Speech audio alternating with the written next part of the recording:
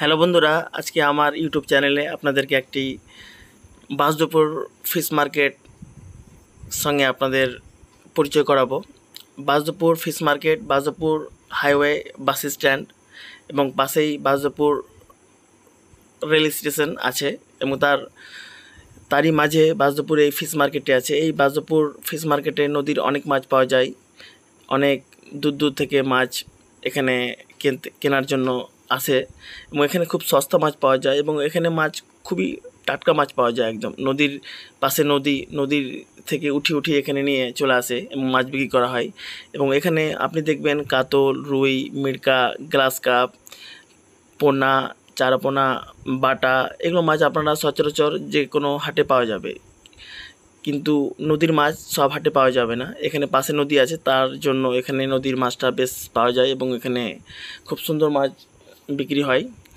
এবং আমিও এই বাসুদেবপুর মার্কেটের থেকেই আমি নদীর মাছগুলো কিনে আনি বাড়িতে।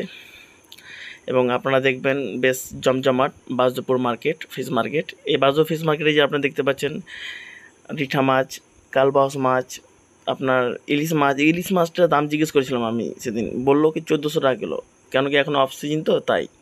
এখানে পাশে রয়েছে আপনার, এখানে রিঠা মাছ খুব পাওয়া যায়। রিঠা মাছ সত্যি খুব টেস্টি একদম। পাশে আপনার ট্যাংরা মাছ আছে, বাচা মাছ আছে, এই ঘেড়োয়া মাছ আছে, রেওয়া মাছ আছে।